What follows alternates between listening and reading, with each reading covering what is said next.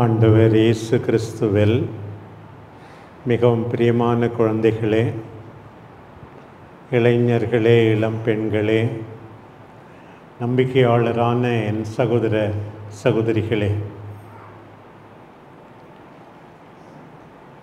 யாராவது நம்மளை கரெக்ட் பண்ணால் நமக்கு பிடிக்குதா? நீ பேசாமல் இரு அப்படின்னு சின்ன பிள்ளைங்க கூட சொல்கிறான். சில அப்பா அம்மா அவங்ககிட்ட ஏதாவது சொன்னால் அழுவான், மண்ணில் புரளுவான், பிடிவாதமாக இருப்பான் அப்படின்னு சொல்கிறதே கிடையாது. திருவள்ளுவர் சொன்னார், அந்த காலத்தில் நட்பை பற்றியெல்லாம் சொல்லும்போது, நகுதற் பொருட்டன்று நட்டல், மிகுதிக்கண் மேற்சென்று இடித்தற் பொருட்டு. உண்மையான நட்பு சிரிக்கிறதுக்காக இல்லையா. ஃப்ரெண்டு தப்பு செஞ்சால் இடிச்சு இது போல் செய்யக்கூடாது அப்படின்னு சொல்லணுமா, அதுதான் உண்மையான நட்புன்னு சொன்னார். இன்றைக்கு பிள்ளையை திருத்தாத தந்தை உண்டோ என்று இந்த இரண்டாவது வாசகத்தில் நம்ம கேட்டோம். எபிரேயருக்கு எழுதப்பட்ட அந்த திருமுகத்தில் இன்னைக்கு எல்லாருக்கும் பாடம். பெற்றோர் பிள்ளைகளை திருத்த வேண்டும், ஆசிரியர்களும் பிள்ளைகளை திருத்த வேண்டும், உடன்பிறப்புகள் நண்பர்கள் ஒருவரை திருத்த வேண்டும். ஒருத்தர் மேலே அக்கறை இருந்தால் அவர்கள் செய்கின்ற நல்லதை பாராட்ட வேண்டும், அவர்கள் செய்கின்ற தவறை இது சரிப்பட்டு வராது அப்படின்னு சொல்லணும். சொல்லலைன்னா யார் சொல்லாமல் அமைதியாக இருக்காங்களோ அவங்கக்கிட்ட கணக்கு கேட்பாராம் கடவுள். எசேக்கியேல்கிட்ட கடவுள் அப்படி தான் சொன்னார். ஒருத்தவங்க தப்பு செய்கிறாங்க, நீ திருத்தலை அப்படின்னா உங்ககிட்ட கணக்கு கேட்பேன், உனக்கு தான் தண்டனை. நீ சொல்லியும் அவங்க திருந்தலைன்னா நான் உன்னை விட்டுடுவேன், அவங்கள பார்த்துக்கிறேன் அப்படின்னு சொல்லுவேன். கேட்கலனாலும் நம்ம சொல்லணும், அது ஒரு நிலை. ரெண்டாவது, இன்னைக்கு அதே பகுதியில் சொல்லியிருக்கு, கடவுள் நம்மை திருத்துகிறாராம். பாரு, கடவுள் எப்படி திருத்துறாரு? நம்ம பைபிள் படிக்கும்போது ஐயோ, பைபிள் எப்படி சொல்லியிருக்கு, நம்ம இப்படி வாழறோமே அப்படின்னு இறை வார்த்தை வழியாக திருத்துறார். ஒரு பக்கம் பெரியவர்கள் வழியாக திருத்துறார், அது ஒரு பக்கம். அதை விட அதிகமாக இந்த இரண்டாவது வாசகத்தில் சொல்லியிருக்கு, நம்முடைய துன்பங்கள் எல்லாமே கடவுள் கொடுக்கிற திருத்தமாக நாம் எடுத்துக்கொள்ள வேண்டும். திடீர்னு நோயாயிடுறோம், சிக்காயிடுறோம், ஒருவேளை நான் செய்த தவறுக்காகத்தானோ ஆண்டவரே ஒழுங்காயிருப்பேன். திடீர்னு ஒரு விபத்து நடக்கிறது, ஒரு பெரிய நெருக்கடி, சொல்லொன்னா துன்பம், ஒரு பெரிய பிரச்சனை வந்துடுது.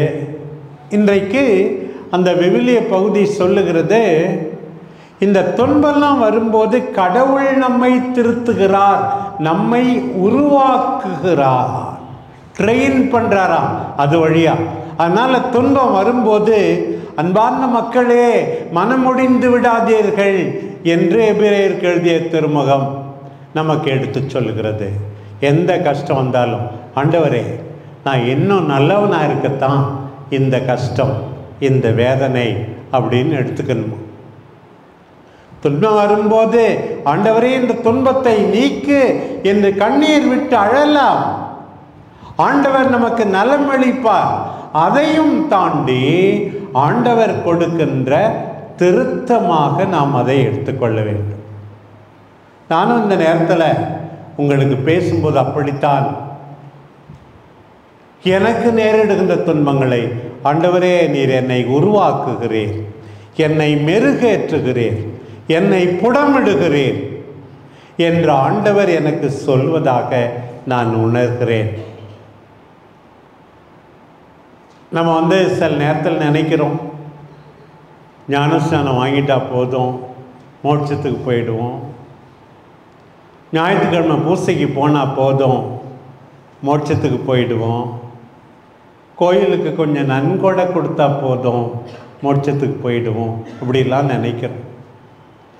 உண்மையாகவே ஆண்டவருடைய வார்த்தையால் திருத்தப்பட்டு ஆண்டவர் அளிக்கின்ற துன்பங்களை பொறுமையோடு ஏற்று உருவாக்கப்பட்டு ஆண்டவரால் அடையாளம் கண்டுகொள்ளும் விதத்தில் நாம் இருக்க வேண்டும். இந்த நற்செய்தி பகுதிக்கு வருகிறோம். ஆண்டவரிடம் கேட்குறாங்க, மீட்பு பெறுபவர் சிலர்தாமோ அப்படின்னு கேட்குறாங்க. அப்படின்னா நம்ம வார்த்தையில் சொல்லணும்னா, ஆண்டவரே எல்லாரும் மோட்சத்துக்கு போவாங்களா, சில பேர் தான் போவாங்களா? நீங்கள் எல்லாம் மோட்சத்துக்கு போகணுமா போக வேண்டாமா? போகணுமா போக வேண்டாமா? இங்கே இருக்கிற சில பேர் மட்டும் போனால் போதுமா? ஒரு வீட்டில் ஒருத்தவங்க 2 பேர் இருந்தால் போனால் போகுமா? எல்லாரும் போகணும். ரொம்ப ஆசை எனக்கு கூட. இன்னும் மற்ற சபைக்காரன் கூட என்னை பார்க்கும்போது சொல்லும், ஆண்டவரே பரலோகத்துக்கு போகணும் நம்மெல்லாம். அதான் அவங்க சொல்கிற வார்த்தை, பரலோகத்துக்கு போகணும். அதுதான் ரொம்ப முக்கியம். ஆண்டவர்கிட்ட கேட்டாங்க. ஆண்டவர் என்ன பதில் சொன்னார் தெரியுமா? உடனே இடுக்கமான வாயில் வழியாக போகிறவங்க தான் மோட்சத்துக்கு போவாங்க, அகலமான வழியாக போகிறவர்கள் மோட்சத்துக்கு போக மாட்டார்கள். அப்படின்னா என்ன அர்த்தம்னா, யார் கஷ்டப்படுகிறார்களோ, வேதனைப்படுகிறார்களோ, தியாகம் செய்கிறார்களோ அவங்க தான் மோட்சத்துக்கு போக முடியும். படிக்காமல் பாஸ் ஆகிற மோட்சத்துக்கு போக முடியாது. கஷ்டப்பட்டு குடும்பத்துக்காக உழைக்கிற பெற்றோர் தான் மோட்சத்துக்கு போக முடியும். அன்பு செய்கிறவர்கள் மோட்சத்துக்கு போக முடியும். ஆண்டவரை நம்பி அதற்கேற்ப வாழ்பவர்கள் மோட்சத்துக்கு போக முடியும். எல்லாரும் போக முடியாது அப்படின்னு சொல்றார். பிறகு சொல்றார், ஆண்டவரே நாங்கள் உம்மை பார்த்தோம், கேட்டோம், எங்களை அடையாளம் தெரியலையா?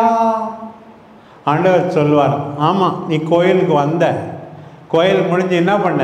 போய் பொண்டாட்டி அடித்த, அடுத்தவன் பொருளுக்கு ஆசைப்பட்டு திருடின, எல்லா அநியாயமும் செஞ்சேன், உன்னை அடையாளம் தெரியாதுன்னு சொல்லிடுவேன். உன்னுடைய ஜெபம் வழிபாடு எல்லாமே உன் வாழ்வோடு தொடர்புடையதாக இருந்தால் தான் போவாய். வெளியே நிறுத்திடுவேன், உன்னை தெரியாதுன்னு சொல்லுவேன். அதே நேரத்தில் ஆண்டவர் சொல்றார், கிழக்கிலும் மேற்கிலும் வடக்கிலும் தெற்கிலும் இருந்து அடையாளம் தெரியாதவங்களாம் மோட்சத்துக்கு வருவாங்க, நீ வரமாட்ட அப்படின்னு சொல்றார். பயமா இருக்கு, எச்சரிக்கையா இருக்கு நமக்கு. பாருங்க, சில பேர் நினச்சிக்குவாங்க ஞானஸ்தானம் வாங்கினா அதான் மோட்சத்துக்கு டிக்கெட்டு, வாங்கினா மட்டும் போதாது, அதற்கேற்ப வாழணும். ஓ சிஸ்டர் ஆகிட்டா போதும், சாமியார் ஆகிட்டா கட்டாயம் மோட்சத்துக்கு போகணும். இல்லை இல்லை, சிஸ்டர் ஆனாலும் போக முடியாது, ஃபாதர் ஆனாலும் போக முடியாது, ஏன் பிஷப் ஆனால் கூட போக முடியாது. ஒழுங்காக வாழலைன்னா, அழைப்புக்கேற்ப வாழவில்லை என்றால் போக முடியாது என்று இன்றைக்கு ஆண்டவர் நமக்கு தெளிவாக உணர்த்துகிறார். பார், இன்றைக்கு ஒரு நல்ல மகனாக, மகளாக, நல்ல கணவராக, மனைவியாக, நல்ல பெற்றோராக, நல்ல தாத்தா பாட்டியாக, நல்ல உடன்பிறப்புகளாக நாம் வாழ வேண்டும். அப்போதான் நாம் மோட்சத்துக்கு போவோம் என்று ஆண்டவர் சொல்லுகிறார். சில பேர் கிறிஸ்தவங்கெல்லாம் மோட்சத்துக்கு போயிடுவாங்க, மற்ற நம்பிக்கையாளெல்லாம் போக மாட்டாங்க அப்படின்னா அந்த காலத்தில் சொன்னாங்க. உண்மைதான். கிறிஸ்தவங்களாக இருப்பது மோட்சத்துக்கு போகிறதுக்கு ஒரு நல்ல வழி தான். ஆனால் கிறிஸ்தவனாக இருந்துக்கிட்டு சில படத்தில் பார்க்குறோம், சிலுவை போட்டுக்கிட்டு அவன் கொள்ளடிப்பான், கொலை செய்வான், கற்பழிப்பான். அவன் மோட்சத்துக்கு போவானா? துர்மாதிரிகள் ஆண்டவர் பெயரை சொல்லி அவன் இப்படியெல்லாம் செய்வதால் பல மடங்கு தண்டனைக்கு உள்ளாவான். இதே நேரத்தில் மற்ற நம்பிக்கையை சார்ந்தவர்கள் சில பேர் ஒழுங்கா இருக்கிறார். அவர்கள் ஆண்டவரால் ஏற்றுக்கொள்ளப்படுவார்கள். இன்னைக்கு முதல் வாசகம் அதைத்தான் சொல்லுகிறது. எசையா இறைவாக்குனர் கடைசி பகுதி 66ஆம் அதிகாரத்தில் சொல்லியிருக்கு பாருங்க. அந்த காலத்தில் ஆண்டவரை பற்றி கேள்விப்படாதவங்கெல்லாம் ஆண்டவர்கிட்ட வந்து சேருவாங்களாம். அவர்கள் வந்து சில பேர் குருக்கள் ஆவாங்களாம், லேவியர் ஆவாங்களாம், அவங்க பலி ஒப்பு கொடுப்பாங்களாம், ஆண்டவர் ஏற்றுக்குவாராம். இஸ்ராயல் மக்களே எச்சரிக்கையாக இருங்க, உங்களுக்கு தான் உரிமை இருக்கு, தேர்ந்தெடுக்கப்பட்டவங்க நினச்சிக்கிட்டு இருக்கிறீங்க. ஆனால் கடவுள் என்ன செய்ய போகிறார் தெரியுமா? மற்ற மக்களையும் தொடுவார். சில பேர் என் ஊருக்காரன்னா எனக்கு பிடிக்கும், என் ஜாதிக்காரன்னா பிடிக்கும், என் மொழிக்காரன்லாம் பிடிக்கும், என் நாட்டுக்காரன் பிடிக்கும், அவன்லாம் கெட்டவன். இப்படி சில பேர் சொல்கிறத கேட்டிருக்கேன். சில அரசியல்வாதிகள் சொல்கிறதையும் கேட்டிருக்கிறேன். எனக்கு இதெல்லாம் பிடிக்கிறதே கிடையாது. ஒவ்வொரு வீட்லேயும் இருக்கிறாங்க, நல்லவங்க இருக்காங்க, கெட்டவங்க இருக்காங்க. பக்கத்து வீட்டுக்காரங்க எல்லாம் கெட்டவங்க கிடையாது. நம்மை விட மற்ற மதத்தை சார்ந்த சில நல்லவர்கள் இருக்கிறார்கள், மொழியை சார்ந்தவர்கள் நல்லவர்கள் இருக்கிறார்கள். பிரியமானவர்களே, என்னுடைய தனிப்பட்ட வாழ்க்கையில் ஒரு மலையாளி ஃபாதர் என்னை படிக்க வச்சார். இன்னொரு ஃப்ரெஞ்சு ஃபாதர் எனக்கு படிக்க வச்சார். ஆந்திரே கராஃப்னு ஒரு ஃபாதர். அதே போல் நிறைய மற்ற இடங்களில் நான் வந்து ரோமில் படிக்கும்போது ஜெர்மனியில் போய் விடுமுறையில் உதவி செஞ்சேன், பங்குகளில் பணிபுரிந்தேன். அப்போ அந்த ஜெர்மன் மக்கள் உதவி செஞ்சாங்க. சிங்கப்பூருக்கு போகும்போது சைனீஸ் மக்கள் எனக்கு வந்து உதவி செஞ்சாங்க. இவர்கள் எல்லாருமே கெட்டவர்கள் அப்படின்னு கிடையாது. நான் கூட இந்த இலங்கை இல்லை தமிழர்கள்லாம் இந்த சிங்கள மக்களால் அநியாயமாக சாகடிக்கப்பட்டார்கள் என்றெல்லாம் வருத்தமாக இருந்தேன். ஆனால் ஒரு சிங்கள கிறிஸ்தவ குடும்பத்துக்கு நான் போயிருந்தேன், நிகாம்போவுக்கு. அப்போ அந்த குடும்பத்தார் அப்படி என்னை பாசத்தோடு பார்த்தார். எல்லா மொழியிலும் எல்லா இனத்திலும் நல்லவங்களும் இருக்காங்க, கெட்டவங்களும் இருக்காங்க. நாம் நல்லவங்களா இருக்குமா? அதுதான் முக்கியம். யாரையும் நீ வெறுத்து ஒதுக்காதே. கடவுள் எல்லா மக்களையும் ஏற்றுக்கொள்கிறார். புலம்பெயர்ந்தவர்கள் நம்முடைய மேனாள் திருத்தந்தை பிரான்சிஸ், அவர் வந்து அவங்களுக்காக கண்ணீர் விட்டு கதறி அழுதார். பிழைக்கிறதுக்கு வந்திருக்காங்க. நம்ம எஸ்பிபி காலனி கூட எவ்வளோ பேர் வேற ஊர்லேருந்து பிழைக்க வந்தவங்க தான், இந்த மில்லில் வேலை செய்ய வந்தவங்க தான். அப்போ நம்மளை வந்து இங்கே இருக்காதையா இந்த ஊரில் அப்படின்னு நம்மளை தொடுத்தலாமா? அதே போல் நம்முடைய பாப்பானவர் வந்து வடக்கு இத்தாலியிலேருந்து அர்ஜென்டினாவுக்கு பிழைக்க போன குடும்பம் தான் அவங்க குடும்பம். ஆகையினால அதை நினச்சி பார்த்தாரு. எங்கள் தாத்தா பாட்டி எங்கள் அப்பா எல்லாம் அங்கே போனாங்களே, அங்கே தானே நான் பிறந்தேன் போய் அர்ஜென்டினாவில்.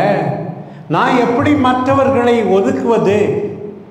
இன்னைக்கு எவ்வளோ பேர் மற்றவர்களை ஏற்றுக்கொள்ள மறுக்கிறார்களே. நீ கஷ்டப்பட்டு வேலை செய், உண்மைதான், யாரையும் வெறுக்கக்கூடாது. ஏனென்றால் கடவுள் எல்லாரையும் ஏற்றுக்கொள்கிறார். நான் தான் சொல்வேன், எல்லா நேரத்திலும் எனக்கு உதவி செய்த எல்லாரையும் நன்றியோடு நினைக்கிறேன், கடவுளை நன்றியோடு நினைக்கிறேன். பிரியமான மக்களே, நீங்களும் எல்லாரையும் அன்பு செய்யுங்கள். உனக்கு தான் மோட்சம், அவனுக்கு நரகம் சொல்லாது.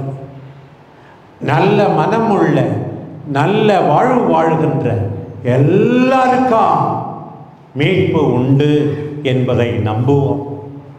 பிரியமானவர்களே, துன்புறுவோம், தியாகம் செய்வோம், திருத்தப்படுவோம், திருந்துவோம். ஆண்டவர் நம்மை அடையாளம் கண்டுகொள்ளும் விதத்திலே ஏற்புடைய வாழ்வு வாழ்வோம். எல்லாரையும் ஏற்றுக்கொள்வோம். ஆமென்.